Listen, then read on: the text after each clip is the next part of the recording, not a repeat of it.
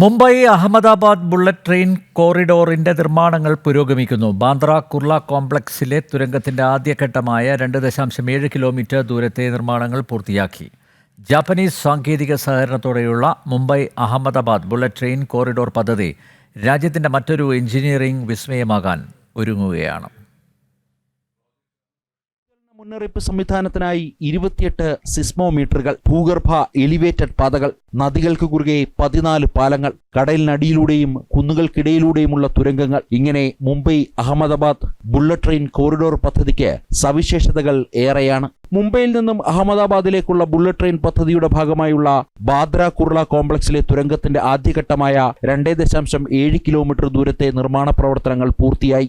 BKC മുതൽ ഷിൽഫാട്ട വരെയുള്ള 21 kilometre തുരങ്കപാതയിൽ 7 kilometre കടലിനടിയിലൂടെയാണ്. BKCയിൽ നിന്ന് ആരംഭിക്കുന്ന തുരങ്കം വിക്രോളി, ഖൻസോളി മേഖലയിലൂടെയാണ് കടന്നുപോകുന്നത്. പദ്ധതിയുടെ നിർമ്മാണ ചുമതലയുള്ള നാഷണൽ ഹൈസ്പീഡ് റെയിൽവേ കോർപ്പറേഷനാണ് ആദ്യഘട്ടം പൂർത്തിയായതായി അറിയിച്ചത്. 14 കിലോമീറ്റർ ടണൽ ബോറിംഗ് മെഷീൻ ഉപയോഗിച്ചും 5 കിലോമീറ്റർ ഓസ്ട്രേലിയൻ ടണലിംഗ് രീതിയും ഉപയോഗിച്ചുമാണ് ഒരുക്കുന്നത്. ജപ്പാൻ സർക്കാരിന്റെ സാമ്പത്തിക സഹായത്തോടെ നടപ്പാക്കുന്ന പദ്ധതിയാണ് 508 kilometre Mumbai Ahmedabad bullet train പാത. പദ്ധതിയുടെ ആകെ ചെലവ് 1.8 ലക്ഷം കോടി രൂപയാണ്. മുംബൈയിൽ നിന്നും അഹമ്മദാബാദിലേക്ക് ലിമിറ്റഡ് സ്റ്റോപ്പ് ബുള്ളറ്റ് ട്രെയിനുകളാകും ഉണ്ടാകുക.